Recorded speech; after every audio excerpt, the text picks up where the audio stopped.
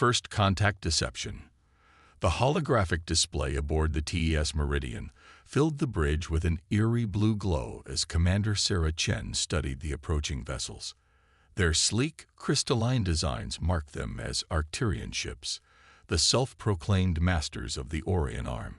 3 massive dreadnoughts, each easily dwarfing her modest exploration vessel, moved with predatory grace through the void. "Status report," she ordered, keeping her voice steady despite the gravity of the moment. This wasn't just another first contact scenario. This was the moment humanity had spent the last century preparing for. Lieutenant Rodriguez adjusted his neural interface and brought up the sensor readings. Arcturian vessels maintaining approach vector. Their weapons are powered but not targeted. Energy signatures suggest Shield Class VI technology, exactly as our long-range intel indicated. Sarah allowed herself a small smile. For decades, humanity had intercepted and analyzed Arcturian communications, studied their technology from afar, and built up an elaborate facade of being a young, struggling spacefaring species. The Meridian itself was part of that deception, a vessel deliberately designed to look precisely as advanced as the Arcturians would expect from a primitive race. "They're hailing us," Communications Officer Patil announced, her fingers dancing across the haptic interface. "Standard Arcturian diplomatic frequencies." On screen, Sarah commanded, straightening her uniform. The holographic display shifted, revealing a tall, alabaster-skinned figure with 4 arms and bioluminescent markings that pulsed with barely contained superiority. "Greetings, vessels of Earth," the Arcturian spoke, their translator converting the crystalline sounds into smooth English. "I am High Marshal Vex Thor of the Arcturian Empire. We have been observing your species' fumbling steps into the cosmos with great interest." Sarah bowed slightly, playing her role perfectly. "High Marshal, I am Commander Chen of the Terran Exploration Service. We are honored by your presence." Vex Thor's upper arms moved in what their intelligence suggested was a gesture of dismissal. "Yes, well, your species has finally managed to achieve faster-than-light travel, however primitive your methods may be. The Empire has decided it's time to welcome you into the galactic community." Behind Sarah, her crew maintained their carefully crafted appearance of awe and nervousness.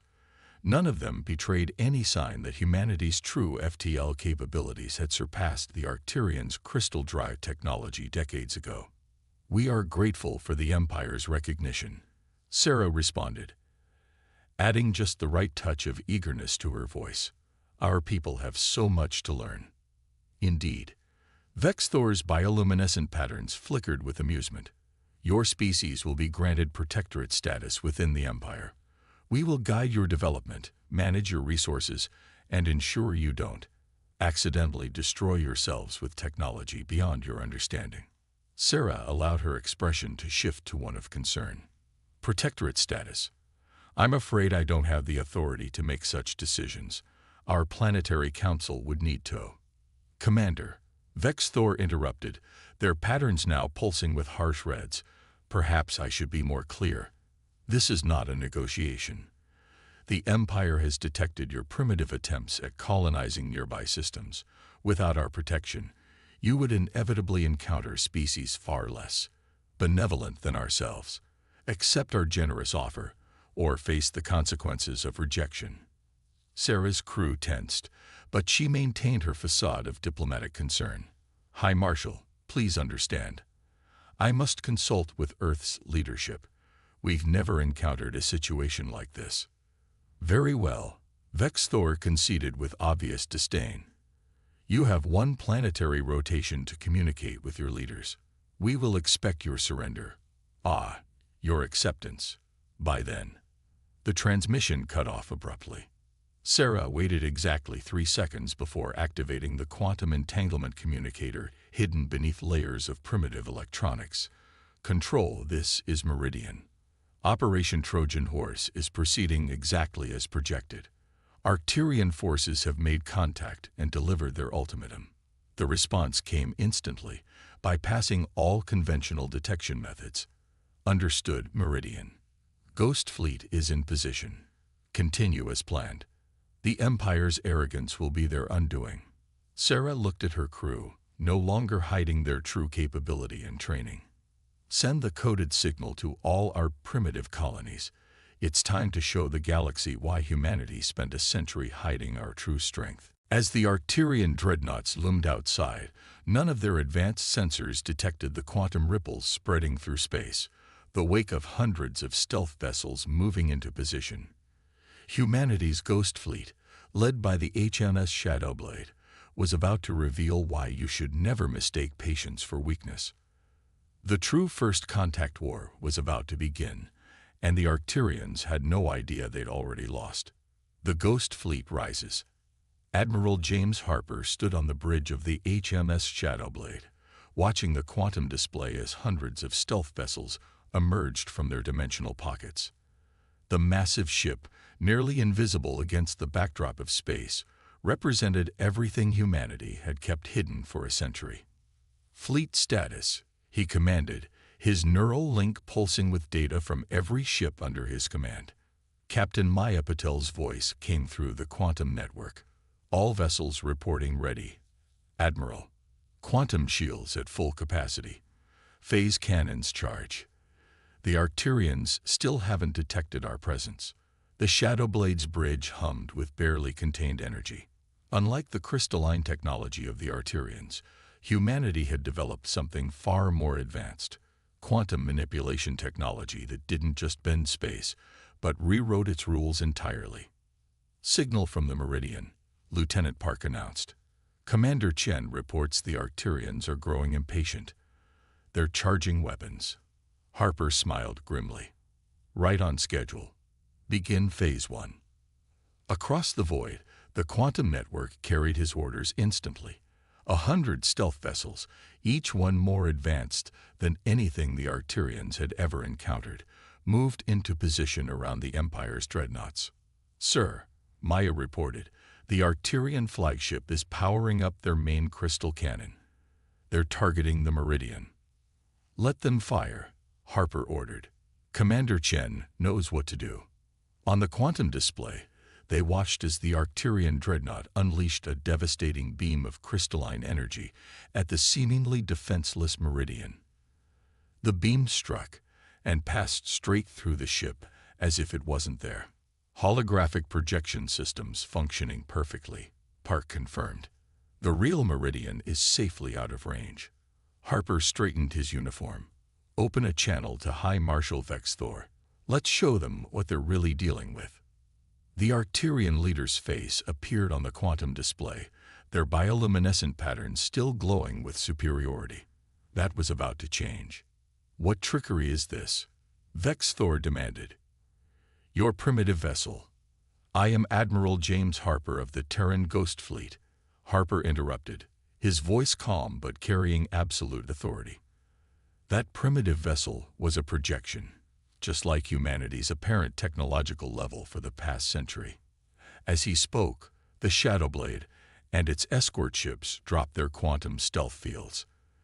The Arcturians watched in shock as hundreds of advanced warships materialized around them, their black hulls seeming to absorb both light and hope.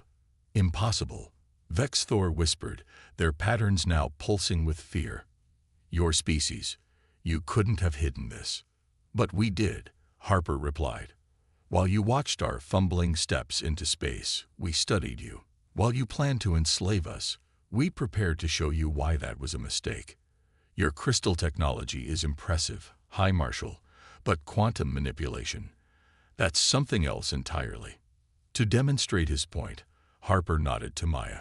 The Shadowblade's quantum drives activated, and the massive ship simply ceased to exist in normal space, reappearing instantly behind the Arcturian flagship. Your empire has subjugated dozens of species by appearing at their doorstep with overwhelming force, Harper continued. You mistake patience for weakness, preparation for primitive development. That ends today. Vex Thor's patterns were now strobing with panic. You dare threaten the Empire, our fleet. Your fleet is already surrounded, Harper cut in. Those quantum ripples you're detecting, that's just the first wave. Humanity doesn't want war, High Marshal, but make no mistake, we're ready for one. The quantum displays showed more Arcturian ships arriving through their Crystal Drive FTL, responding to their flagship's distress call.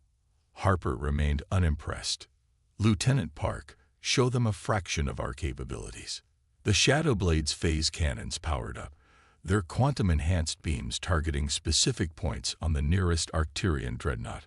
The shots passed straight through their supposedly impenetrable shields, as if they didn't exist, precisely disabling their weapons and drive systems without causing any casualties. That was a warning, Harper declared.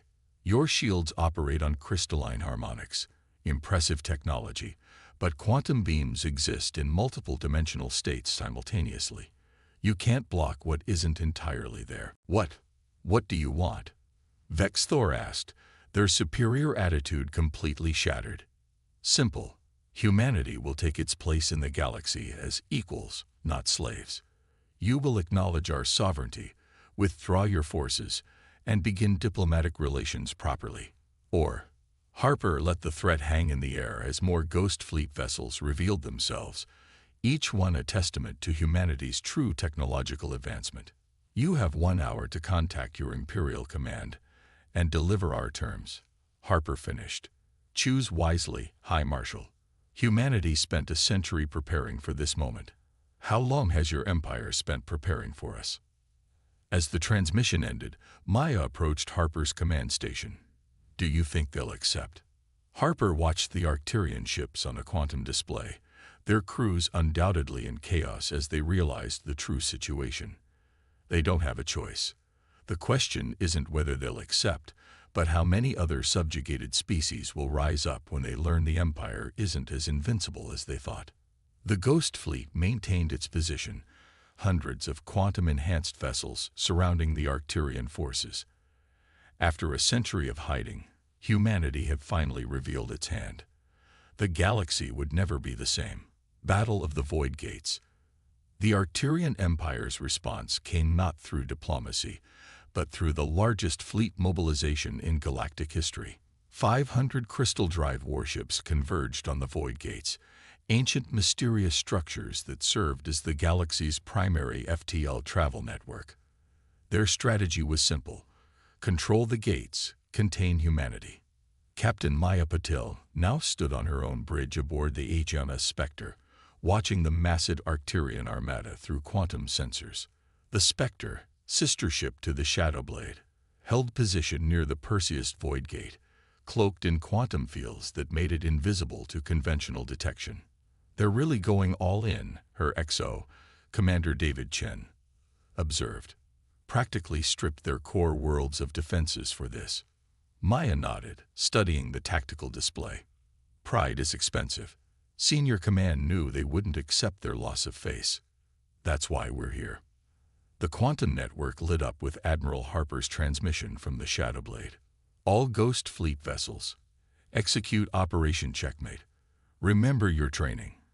Today we show them why humanity chose the Void Gates as our battleground. Maya straightened in her command chair. Battle stations. Begin quantum targeting sequence. The Spectre's crew moved with practiced precision. Unlike the rigid hierarchy of Arcturian ships, human vessels operated on a neural-linked command structure, allowing for instantaneous coordination and adaptation. Multiple Crystal Drive signatures, Tactical Officer Sarah Wong reported. They're using the gate's energy field to boost their weapon yields. Just as expected, Maya smiled. Deploy quantum mirrors. The Spectre released dozens of small devices that looked like simple satellites to Arcturian sensors. In reality, each was a quantum field generator capable of redirecting energy attacks back at their source.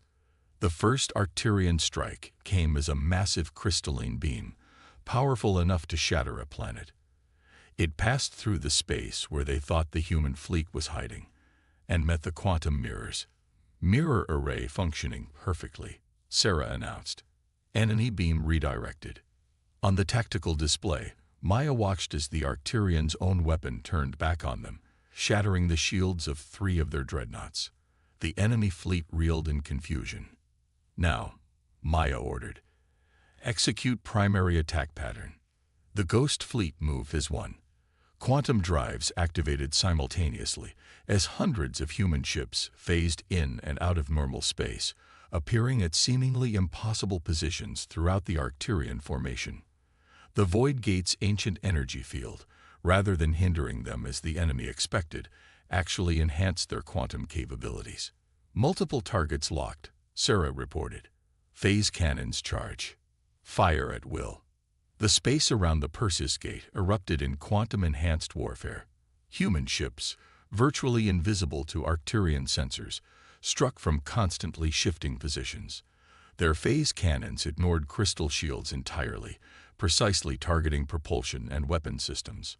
Enemy fleet attempting to regroup, David reported.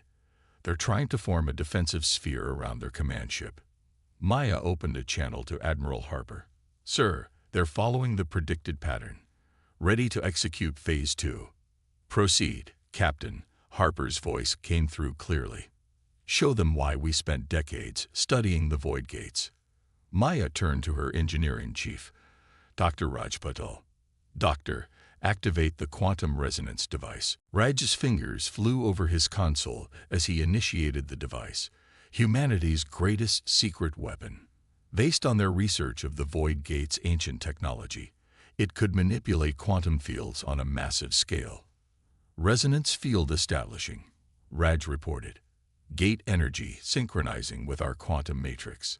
The Void Gate's mysterious symbols began to glow with unprecedented intensity. The Arcturian fleet, still trying to maintain their formation, suddenly found their crystal drives failing. By the Founders, an Arcturian commander's panic transmission cut through all channels. What are they doing to the gate?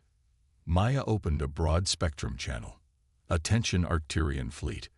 Your crystal drive technology is now offline. You relied too heavily on the Void Gate's standard energy field. We, however, learned to control it. The quantum resonance device continued its work, creating a field that completely nullified the Arcturians' advanced technology while enhancing humanity's quantum systems. Ship after ship lost power, floating helplessly in space. Enemy fleet is disabled, Sarah reported. 87% of their vessels have lost primary power. The remainder are operating on minimal emergency systems. Maya stood, watching as the mighty Arcturian armada drifted powerless around the Void Gate. Signal Admiral Harper, the Perseus Gate is secured. The battle had lasted less than 30 minutes. The greatest fleet in Arcturian history lay paralyzed, defeated not by overwhelming force, but by humanity's deeper understanding of the technology they'd all taken for granted. Incoming transmission from the Arcturian command ship. Communications reported.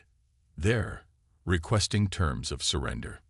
Maya allowed herself a small smile. Tell Admiral Harper the board is clear. The real game can begin. The Battle of the Void Gates would go down in history not just as humanity's first major victory, but as the moment when every species in the galaxy realized that the old order had changed forever.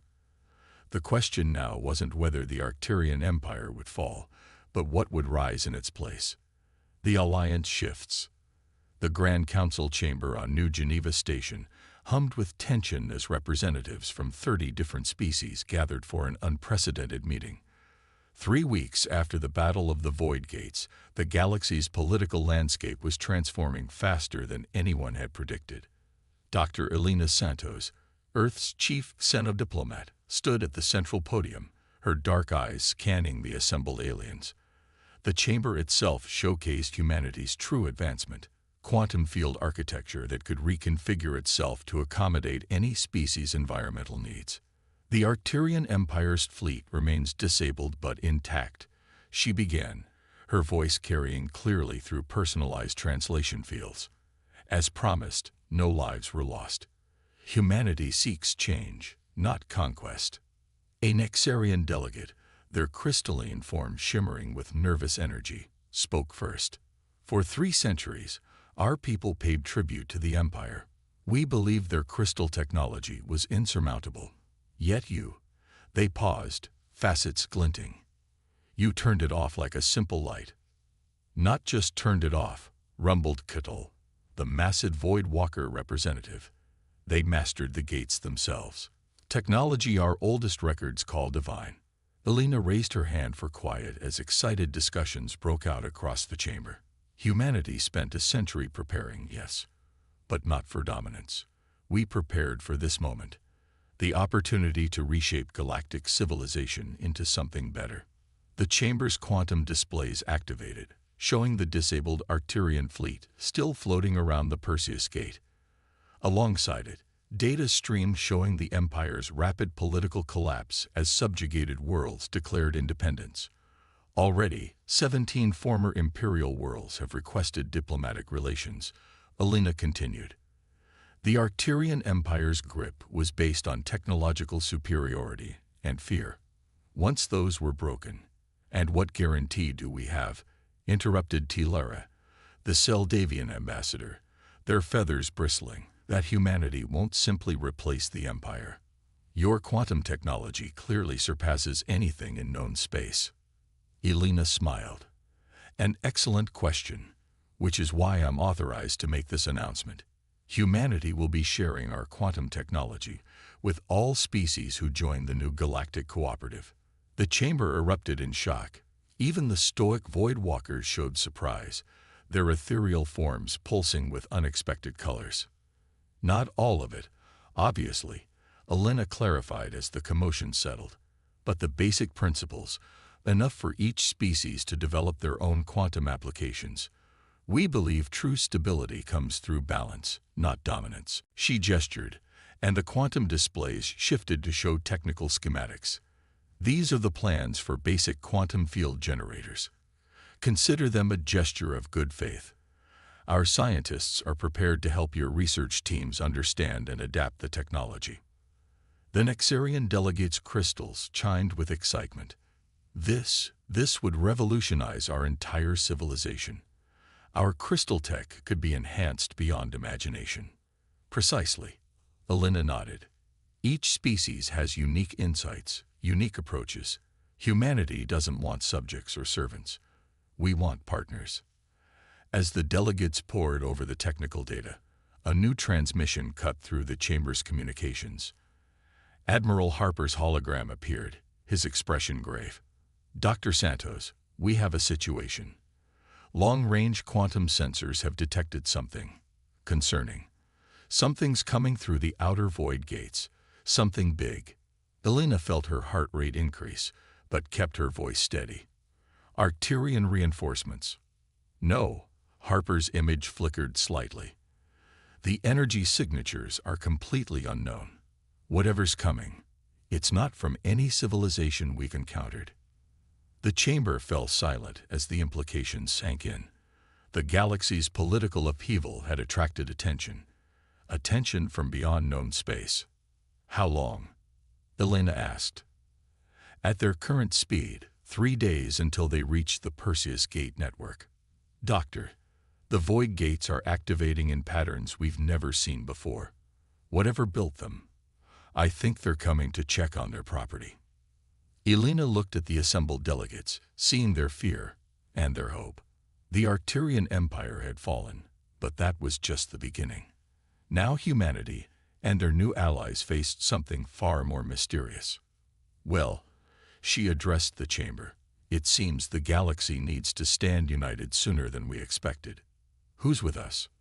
One by one, the delegates stood, former enemies and neutral parties alike. They recognized that humanity had not just defeated the Empire. They had offered a new way forward. As the chamber erupted in declarations of support, Elena's quantum communicator pulsed with a message from Earth Command. Operation Phoenix is now in effect. May whatever's coming find humanity and its allies ready. The true test of the galaxy's new order was approaching faster than anyone had anticipated. But this time, they would face it together. Dawn of a new era. The Perseus Void Gate blazed with unprecedented energy, its ancient symbols pulsing with colors that defied description. The combined fleet of the newly formed Galactic Cooperative held position. Thousands of ships representing 28 species united for the first time in galactic history. Admiral Harper stood on the Shadowblade's bridge, watching the quantum readings spiral into patterns never before recorded. Beside him, Dr. Elena Santos and the Void Walker Catal monitored their own specialized instruments. The gate's quantum signature is evolving. Catal's ethereal voice resonated through the command center. These patterns, they're like nothing in our ancestral memories. The fleet had been positioned according to humanity's most advanced theoretical models. Ships equipped with both quantum and crystal tech formed the outer defensive rings, while pure quantum vessels like the Shadowblade maintained position near the gate itself. Energy spike. Lieutenant Park's voice cut through the tension. Something's coming through. The Void Gate's center erupted in a cascade of impossible geometries. Through this dimensional breach emerged a single vessel, if it could be called that. It seemed to exist in multiple states simultaneously, its form shifting between crystalline perfection and quantum probability. By all that exists, Catal whispered. The architects themselves. The mysterious vessel dwarfed even the largest ships in the cooperative fleet. Its surface rippled with technology that made humanity's quantum advancement look primitive by comparison. We're being hailed, communications reported. The signal, it's reaching us through quantum, crystal, and dozen other channels simultaneously. Harper exchanged glances with Elena. This was the moment that would define galactic civilization. Open all channels. The bridge's quantum display filled with an image that took their breath away. The beams aboard the vessel were both familiar and impossible. They seemed to be made of pure energy, their forms suggesting the basic patterns that all known species shared. Children of the galaxy, the beings spoke, their words translating perfectly into all languages simultaneously. We are the architects. We have watched and waited. And now, you have surprised us. Elena stepped forward. We are honored by your presence. I am Dr. Elena Santos of Earth, and we know who you are, the architect interrupted, its form shifting like starlight on water. We know all of you. We built the Void Gates as a test, scattered them across the galaxy, and waited to see who would truly understand them. A test? Harper asked. Many species discovered the gates. Some mastered crystal technology. Others found different paths. But you, humanity, the architect's form, pulsed with what might have been approval. You did something unexpected. You learned, you hid, you prepared, and then you shared. The quantum displays showed images from recent events, the battle of the Void Gates, the formation of the cooperative, the sharing of technology. The Arcturian Empire hoarded power, the architect continued. Others sought only to serve or survive. But you understood the true purpose of advancement, to lift all who would rise with you. A new signal emanated from the architect vessel, flooding the quantum network with data. These are the full schematics of the Void Gates, and much more. You have proven worthy of the legacy we left behind. Elena's eyes widened as she scanned the preliminary data. This is beyond anything we imagined. It is yours now, all of yours. The architect's form encompassed the entire fleet. The galaxy enters a new age. Use it wisely. And you? Catal asked. Will you stay? Our time has passed. We guard the spaces between galaxies, ensuring tests like this continue. But here, now, in this galaxy, the future belongs to those who choose to face it together. The architect vessel began to pulse with energy. Remember this moment, children of the galaxy. Remember that it was not conquest or submission that brought you here, but the choice to stand as equals. As suddenly as they had arrived, the architects vanished, their vessel dissolving into quantum probability. But they left behind more than just advanced technology. They left a legacy. Proof that the galaxy's greatest achievements come not from domination, but cooperation. Admiral Harper looked at the assembled fleet, at the former enemies now turned allies, at the endless possibilities the architect's gift presented. Send word to all cooperative worlds, he ordered. The Void Gates are just the beginning. Together, we have a galaxy to explore. Elena smiled, Watching the quantum displays shows celebrations erupting across countless worlds. The Arcturian Empire's fall had not led to chaos, but to something new, something better. Humanity had hidden their strength for a century, revealed it in a day, and used it not to conquer, but to unite. Now, with the architect's blessing and legacy, the real journey could begin. The dawn